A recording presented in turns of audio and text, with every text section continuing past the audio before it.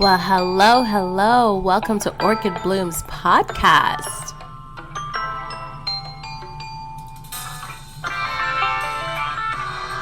Hello. Welcome back, bloomers. My name is Orchid Brown. I am your host of the Orchid Bloom's podcast. You can find me on TikTok and Instagram at Orchid Eye Brown. Don't forget to follow the podcast on Instagram at The Ambitious Net. I decided to take a break from my regular broadcast or regular topics that I would put on this podcast episode to present today's episode. In today's podcast episode, we will be talking about Chinese New Year. I've always heard of it every year, but I did not know anything about it. Why does every year represent an animal? What is the significance? This podcast episode gave me an excuse to look into it, and now I am sharing that information with you today. Chinese New Year's originated in the Shanghai Dynasty, which is 1600 to 1046 BC, when people held sacrificial ceremonies in honor of gods and ancestors at the beginning or the end of each year. Chinese New Year is also known as Lunar New Year or Spring Festival. It is Chinese most important festival. It is also the most important celebration of families and includes a week of official public holidays. Chinese New Year's have evolved over a long period of time, about 3,500 years. Its customs have undergone a long development process. The date of the Chinese New Year is determined by the lunar calendar. The holiday falls on the second new moon after the winter solstice on December 21st. Each year, the new year in China falls on a different date than the regular calendar that we see today.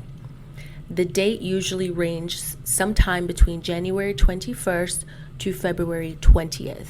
The Spring Festival marks a new year on the lunar calendar and represents the desire for a new life. And I can relate to that because a lot of people view the new year or every year as something new.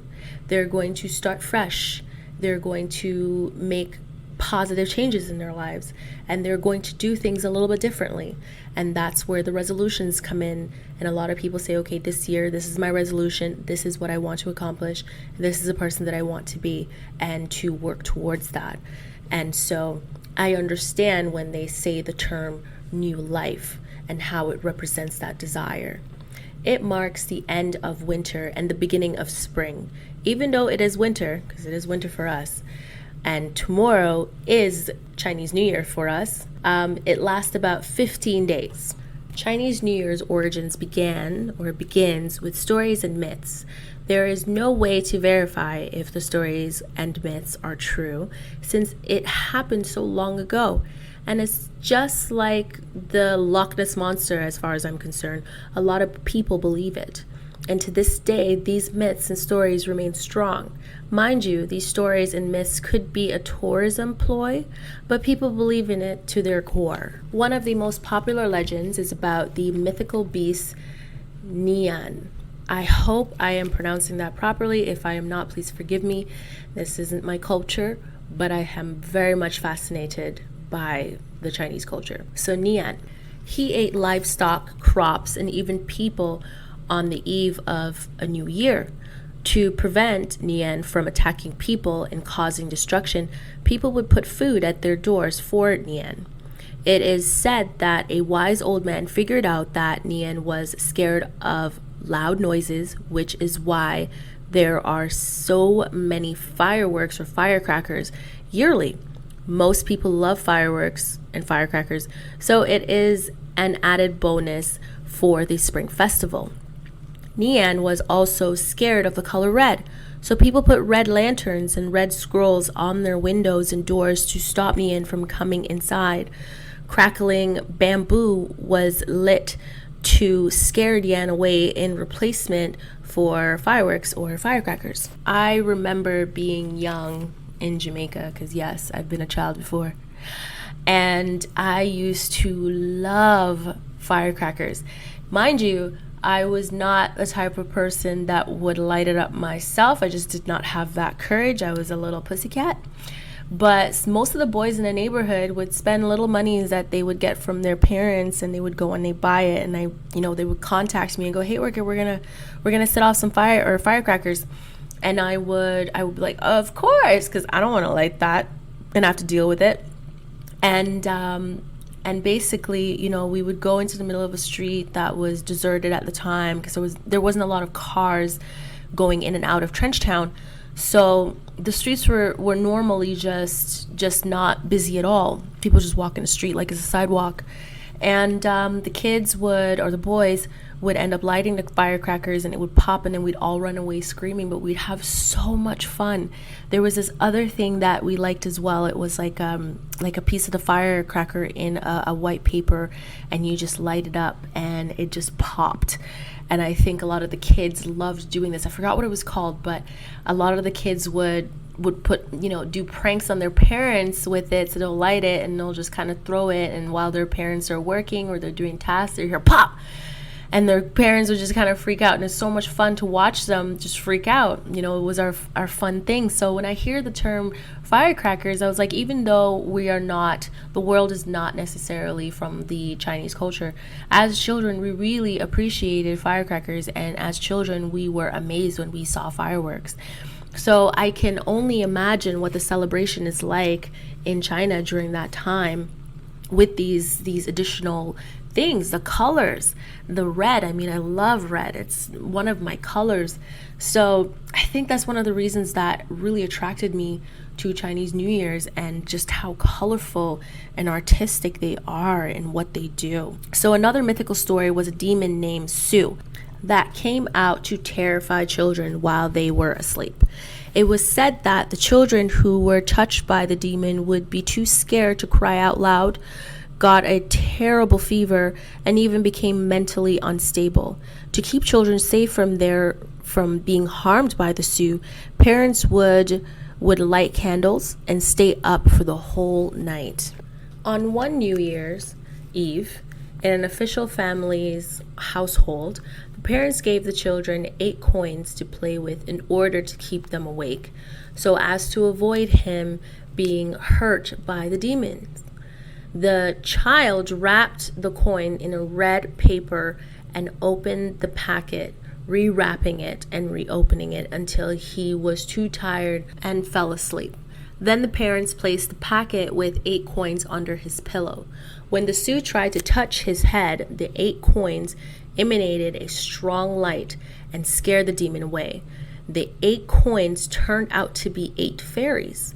From then on, giving red envelopes became a way to keep children safe and bring good luck. So the one thing I took away from this story is the fairies.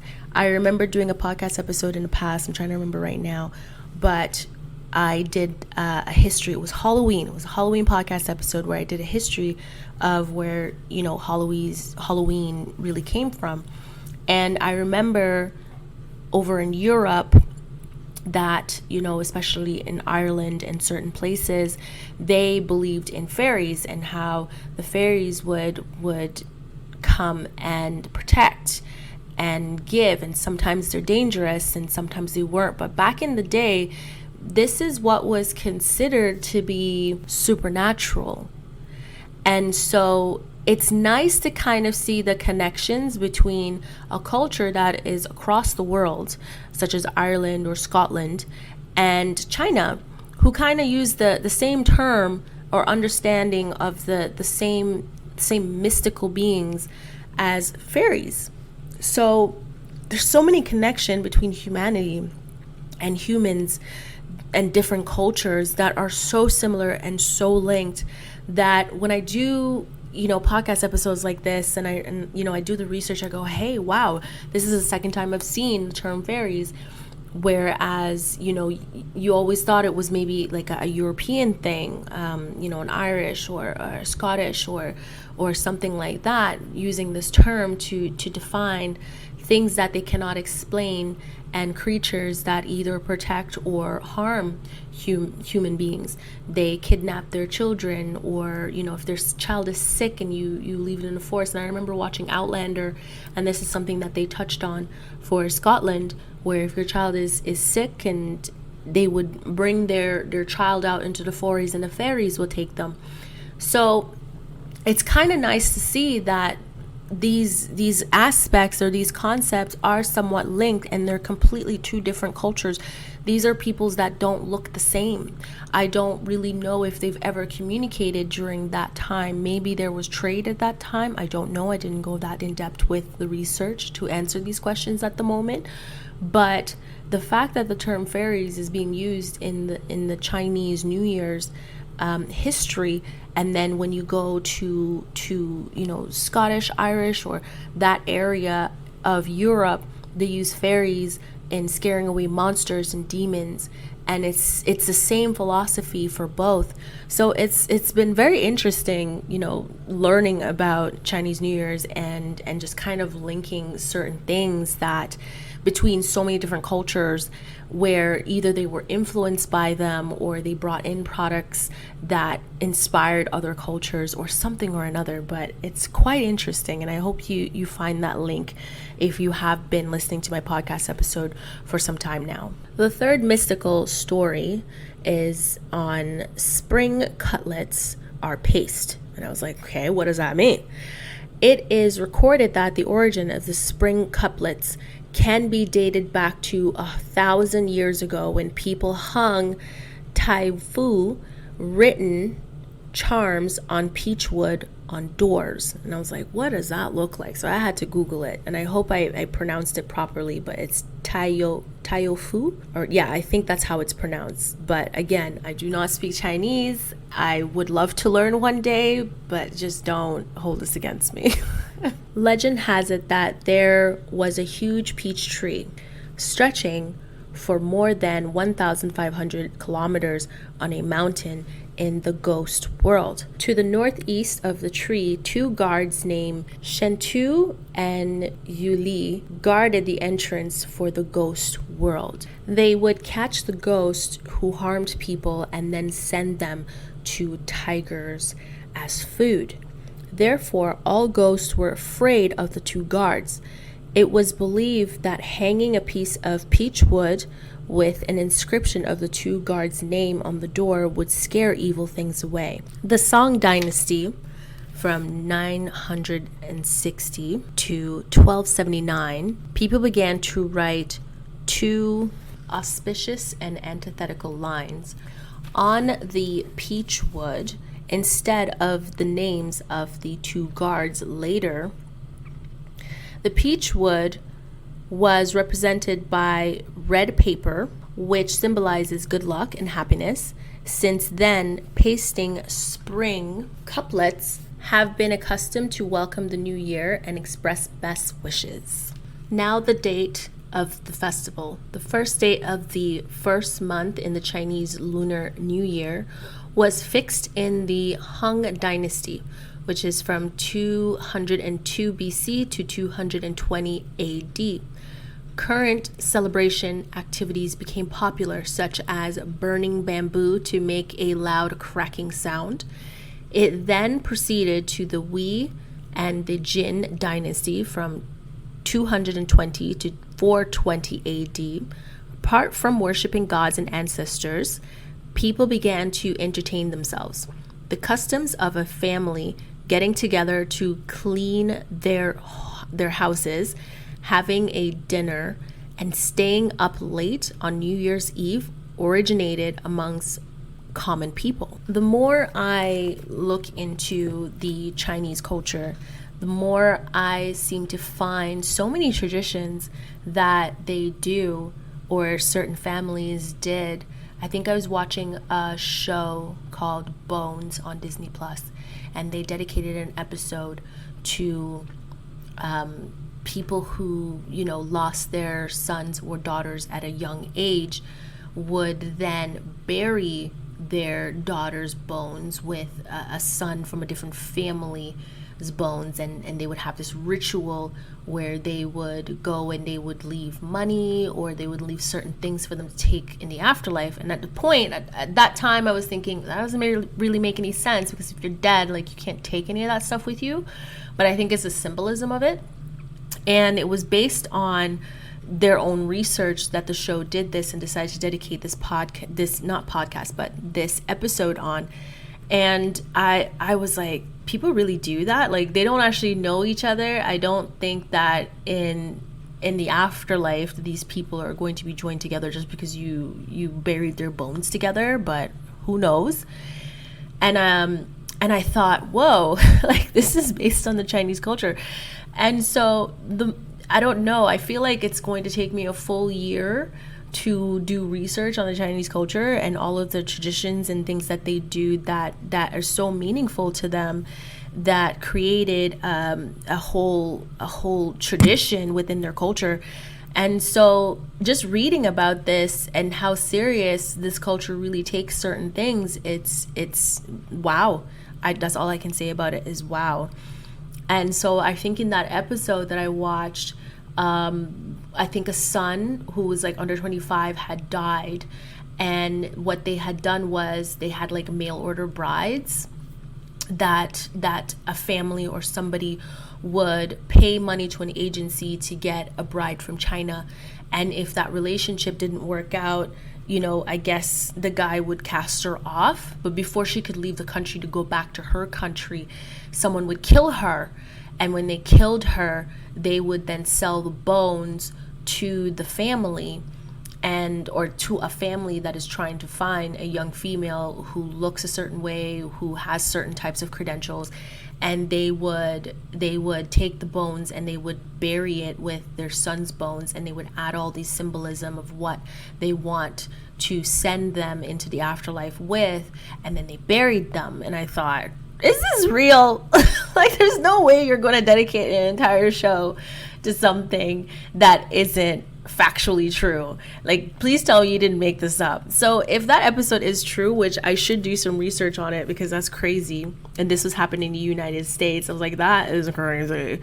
But there's so many traditions within just the Chinese culture that you would need to dedicate an entire series of podcast episodes just to go into them. So doing this podcast episode in the Chinese New Year's, and, you know, watching certain shows that are American, shows that might be Canadian, shows that are from different parts of the world, that kind of take little bits and pieces of the Chinese culture and they'll add it to it. I think the last movie that I saw that was not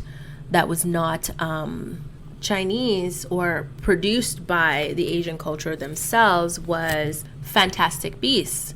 And they had this specific beast I think it was the second movie, from a circus.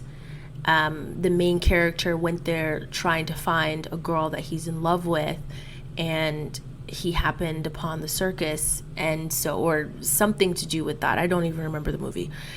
And he met this dragon, or it's not really a dragon. It looks like a cat with like a super long tail. And it's so elaborate that it's clear that it kind of came from the Chinese New Year's myths that they created. But in a mystical, magical world, it would exist. And so this creature was captured and was being used in the circus by these magical beings to entertain people so they can make money. He ended up freeing this beast, of course. But I thought it was just funny seeing that in there, that they kind of brought in, you know, this beast from a culture that is not European. It's not English, because again, the writer of Fantastic Beasts is J.K. Rowling, and they paid for this concept from her. So to see how the Chinese culture has really, you know, filled a lot of shows and a lot of movies and provided so much inspiration in all of these aspects, just kind of show you what type of influence the Chinese culture really do have in the world, all over the world. It doesn't matter what you look like, where you're from, where you were born. You are fascinated when you see these creatures and these traditions in certain movies, when they just touch on it, just a touch on it. They don't even give you the history, they just touch on it, and you're just mesmerized and drawn in. It seems from what I am learning from the Chinese New Year is that powerful families and dynasties contribute to the creation of traditions that are passed down through generations. They create their legacy by doing this. Their names will forever be remembered due to these traditions. Setting off firecrackers, visiting relatives and friends, and eating dumplings became an important part of the celebration. And I remember watching Crazy Rich Asians, and the character that was, born in America, where her mom was a descendant, or she's a migrant from an Asian culture or country. She was making dumplings at this man's house, this man that she loves, whose family lives in Singapore and who has dealt with a lot, but they're very successful. And so to kind of see in Crazy Rich Asians that, there's a tradition of making dumplings with the family and friends together, it's nice. And to see that it really is connected to, the Spring Festival in some way, and families really take this to take it as something very important to their culture and important to them. It's nice. Sorry, I stuttered there. More entertaining activities arose, such as watching dragons and lion dances during the temple fair and enjoying lantern shows, which I've seen just little glimpses of that in certain movies or maybe a TV show, and I think it's mostly movies. But I loved it. It made me want to go to China to experience Chinese New Year's because of this. The function of this Spring Festival changed from a religious one to an entertaining and social one, more like that of today. In 1912, the government decided to abolish Chinese New Year's and the lunar calendar. It adapted the January 1st, the official start of the new year. After 1949, Chinese New Year's was renamed the Spring Festival. It was listed as a nationwide public holiday. Many traditions, activities are disappearing, but new traditions have been generated, such as Spring Festival Gala, online shopping, which again sounds like Boxing Day, WeChat, red envelopes, and overseas travel make Chinese New Year more interesting and colorful. This is happening in current times. Honestly, I quite dislike to hear this. It just doesn't sit well with me, because the way it was in the past when it comes to Chinese New Year's is what really drew me in. Based on what they're listing now as how they celebrate Chinese New Year's does not please me. And it would not make me want to visit China to experience Chinese New Year's if this is what they're really doing. After doing the research, I would love to see and experience these traditional Chinese New Year's, but if it has changed, then I missed out. I recall seeing a glimpse of the traditions in anime. That's something that me and my brothers are into. I haven't watched anime in a while. Netflix right now just came out with One Piece, and I was like, yes, One Piece.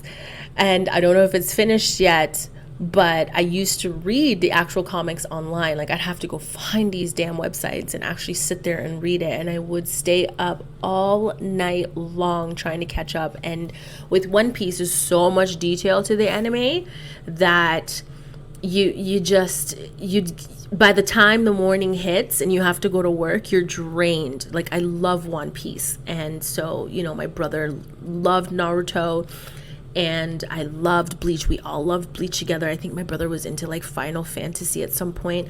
And because I couldn't play Final Fantasy because it kind of reminds me of Lord of the Rings with the amount of dialogue that's in a video game, I was like, I can't. So I just let my brother play it, and I just watch him play the video game like it's a movie. That's literally what I did. But I do love anime, and it started with Dragon Ball Z. So I saw some of it in Dragon Ball Z, Naruto, and Bleach. Like Bleach, I found they just kind of brought in ghosts, and the character in Bleach, the main character, he could see the ghosts because of his spiritual energy. So it was, the way that Bleach was written was well done. And so it just kind of showed little tidbits of traditions from the Chinese New Year's in some of the episodes. So we grew up seeing glimpses of this. as children in Jamaica.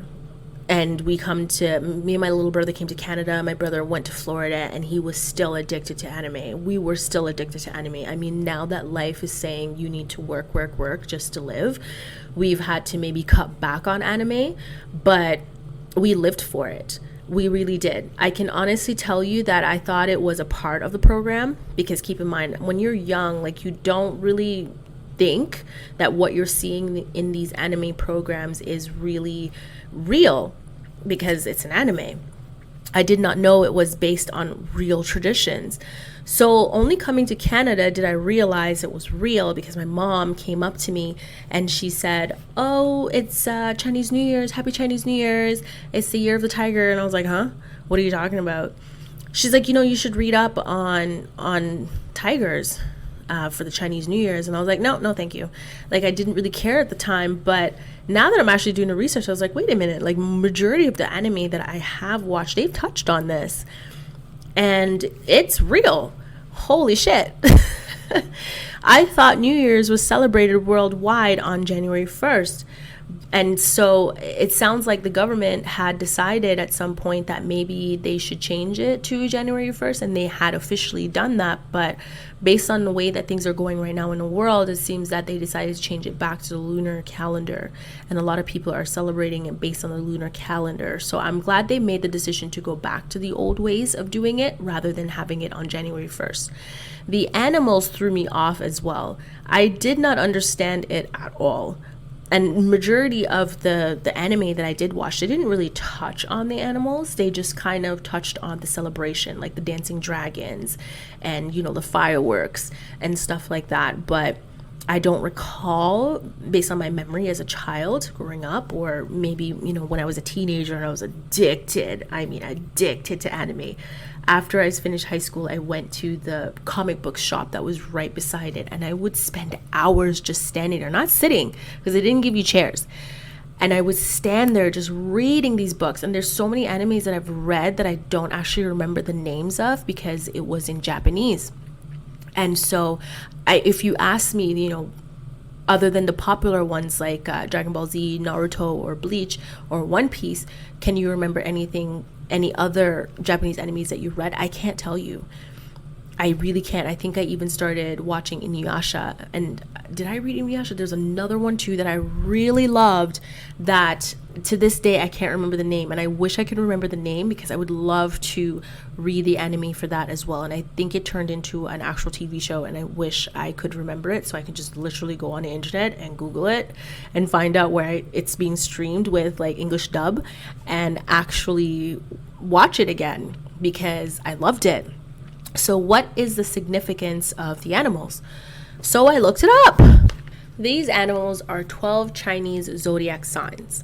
The order listed are rat, ox, tiger, rabbit, dragon, snake, horse, goat, monkey, rooster, dog, and pig. Each sign is named after an animal, and each animal has its own unique characteristics. I went to look up what animal associates with my birthday.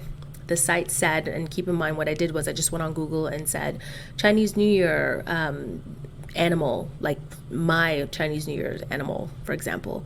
So my birthday on Chinese lunar calendar is January 12th, and my Chinese zodiac is tiger. And I remember my mom was saying this to me, so I was like, damn, my mom actually went out of her way to find out what animal I was, like, back in the day. And I was like, what?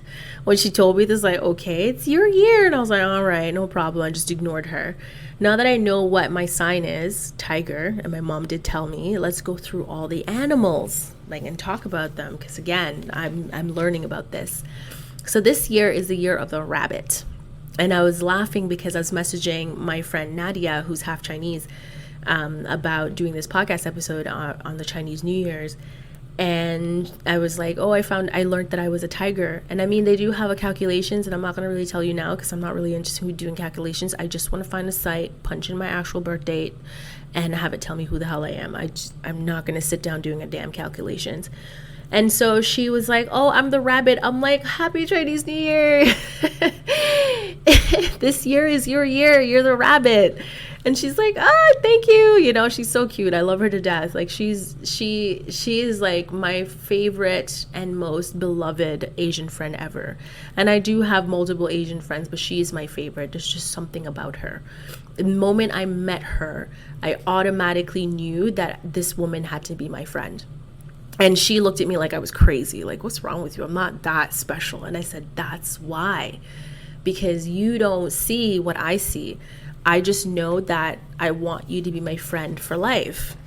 And so I remember even talking to a friend on WhatsApp, and she was saying to me that, you know, because I sent her a video of the women who played in this Netflix show, something Jackie and something, or was it something, I don't remember.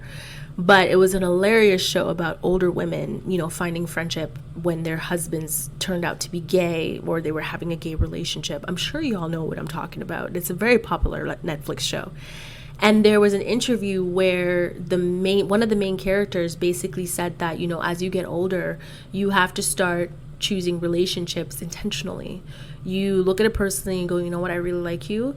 And you have to intentionally pursue them to get that friendship, because as you grow older, you're not necessarily looking for more friends. You're not necessarily, you're so used to being secluded and being by yourself. You're so comfortable with it. So she had to actively get out of that mindset and actively pursue a friend. And so my friend Lisa and I were talking about it. And she was like, thank you for sending this video, because this is something that I've been really thinking about. She's, you know, close to being 40 years old. And she was like, I just find that I really need to work on particular friendships and things like that. And so when she was telling me this, I was like, you know, I'm very comfortable just being alone. And she's like, that's the problem. How are you supposed to have lasting friendships with people if you don't actually feel the need or feel the want to go out there and intentionally meet people and intentionally build lasting friendships? But Nadia, she is that girl. Like, I met her years ago and I was like, no, you're going to be my life forever. Just like that. So happy Chinese New Year's to my rabbit, Nadia, and I wish you the utmost blessing and prosperity in 2023. So let's start with the characteristics of rat.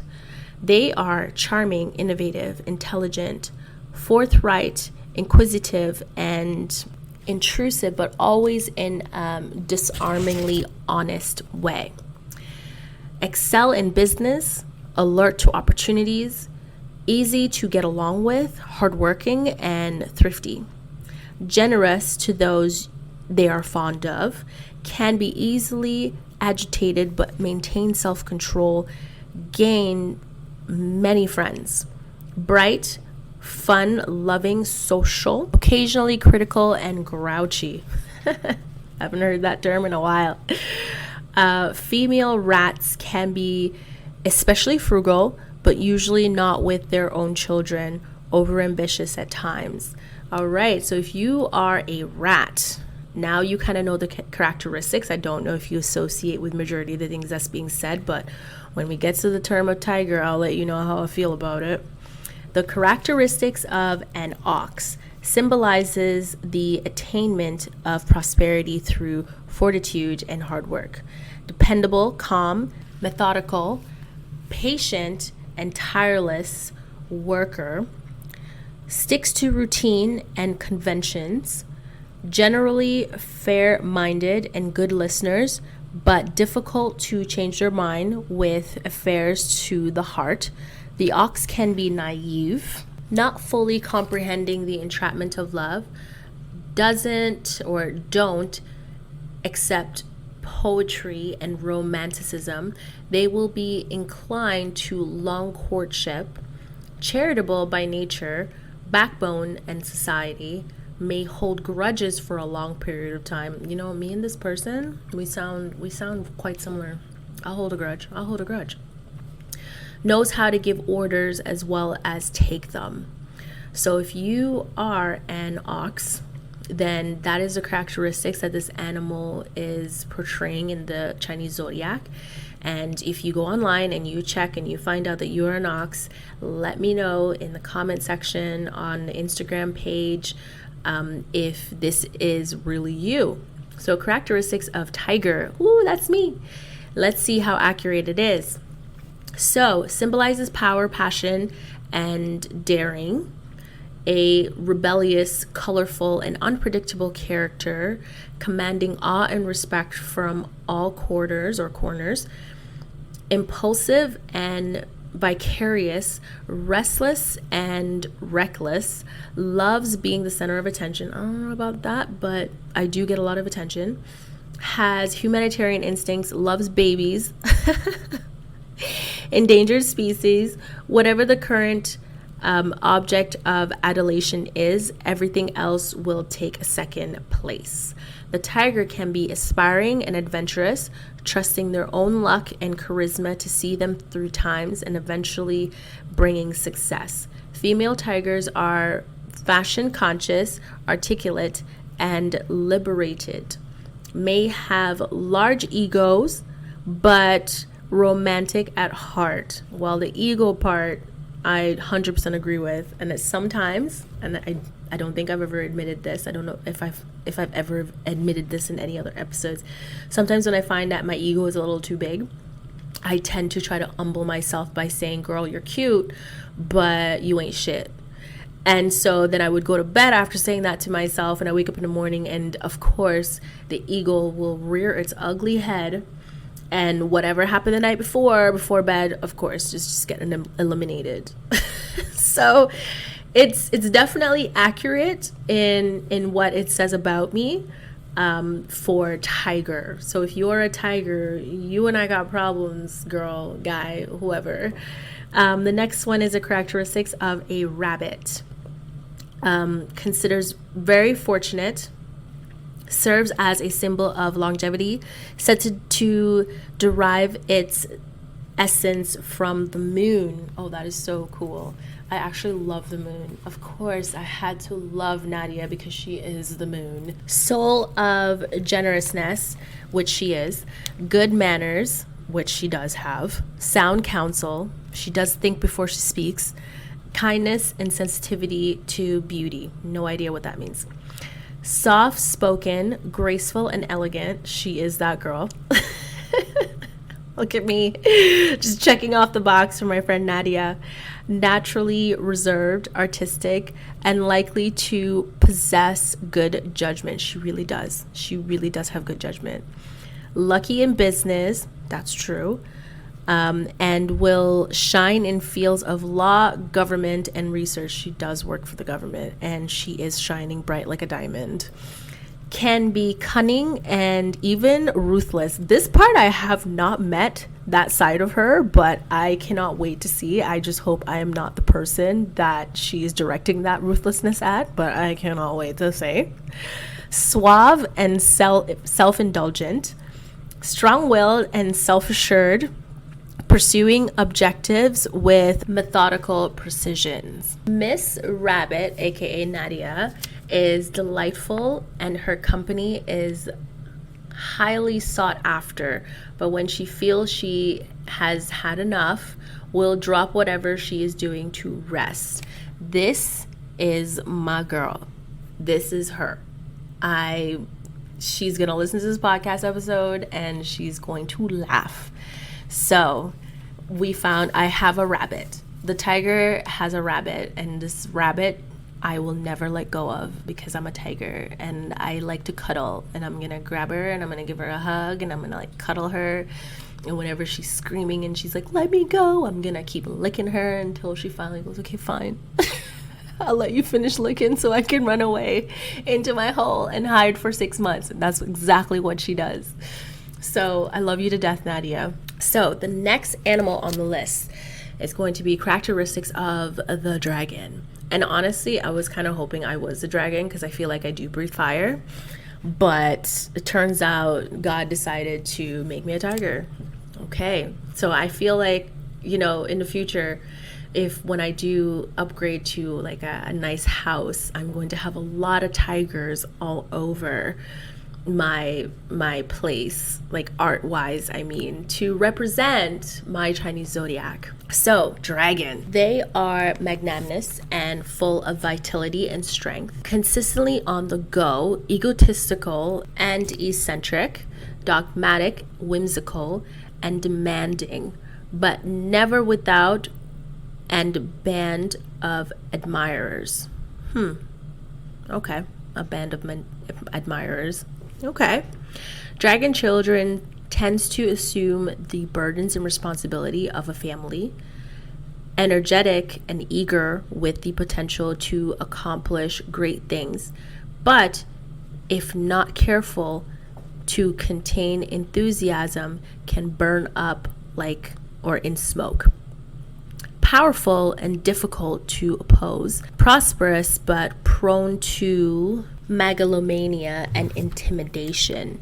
Despite his ways, is loyal to friends and family. Don't expect a dragon to be overly sentimental or romantic. A super positive person. It is said that dragons born during a storm will lead a tempestuous and hazardous life, while those born during calm seas and heavens will live a more protected and amiable life. Now let's get into the characteristics of a snake. A snake is the sixth sign of the lunar calendar. They are philosophers, theological, political wizard, willy fanciers. The snake is the deepest thinker and the enigma. Empowered with a personal wisdom, graceful, soft-spoken, will gravitate naturally towards the finer things in life, very beautiful, generally relies on their own judgment, not work well with others, trusting their own instincts rather than outside advice. By nature is skeptical, but will keep his suspicions to himself or her. One of the most tenacious signs, never stops plotting and can be viciously unrelenting, can be possessive and demanding in relationships. Snake women are the original femme fatale. If she doesn't have money and power, she will marry into it and won't agonize over women's rights. She will be her husband's best asset. Okay, femme fatale. The seventh sign is horse. Their characteristics are cheerful, popular, quick-witted, although can be hot-tempered and headstrong at times. The unpredictable horse can fall in and out of love easily, warmly appealing, have a love of sports, outdoor activities, and animals. Natives of this sign can often called playboys or playgirls. Fuck boys and fuck girls. But is just as skillful in business as in love. Can be impulsive and stubborn, known for an explosive nature. The intelligent horse is performance and success oriented, quick to build up speed and quick to lose interest. The lady horse is full of spunk, whatever that would look like. But they sound fun. I don't know if I date them, but they sound fun. The eighth sign is goat in the lunar calendar. They are, characteristics wise, the Samaritan, righteous, sincere, easily taken by sob stories. That's really sad. Well-mannered, even shy, gentle and compassionate. At his best is artistic, fashionable, and creative. Worse is easily overcome by emotions, depressed and withdrawn. Dislikes strict schedules and too much discipline and criticism. Amped to mothers and or smother its object of affection. Generous and contained fantastic luck and fortune. The goat is a warrior and tend to be a pessimistic and expect others to cheer him up. Man, this person sounds like work. Knack for turning weaknesses into strengths, would rather follow others than make decisions, may be criticized for not taking a firm stand when trying to avoid conflicts. Okay. The ninth sign in the lunar calendar is monkey. Signs of the inventor, motivator, improviser, a charlatan capable of drawing someone to him with guilt and charm. quick-witted genius, clever, flexible, and innovative, can solve intricate problems with ease, and is a fast learner. No challenge is too great. May have an inborn superiority complex, oh my God, with a low level of respect for others, or rather too high level of respect for themselves. It's not considered an ego. I'm gonna have to look into that for that podcast episode. Very suitable with the ability to get you on his side. Never lack confidence, no matter how docile they appear. Not completely selfish though. Okay. All right, let's continue. That was a good laugh. More like a child with a delightful preoccupation in himself. Okay, so selfish. When talking to a monkey, be factual. Some of these signs are characters. I love it. So the 10th sign of the lunar calendar is a rooster, the dauntless hero who must look to the earth to survive. He is the most misunderstood and eccentric of all the signs. The epitome of self-assurance and aggression, but at heart can be conservative and old-fashioned. Typically two rooster types, okay? The rapid firing, extremely talkative type, and the deadly sober observer, both equally hard to deal with. Acute, neat, meticulous, organized. Oh my God, this sounds like someone I know. Decisive, upright, direct, and alert. Outstanding performer that shines when they are the center of attention. Could well pursue any career putting them in the public eye. All right. I hope you are having as much fun as I am going through these signs and reading their characteristics, because I am having a blast. So the 11th sign on the lunar calendar is dog, which is very likable characteristics: honest, intelligent, straightforward, deep sense of loyalty and passion for justice and fair play, animated and attractive, amiable and unpretentious, can get along with others and is not too demanding. At times will protect the interests of others more than himself. Anger can come in blight flashes, but will die quickly too. It will always be justifiable though. Dog was born with his defenses up. You will have to gain their confidence slowly.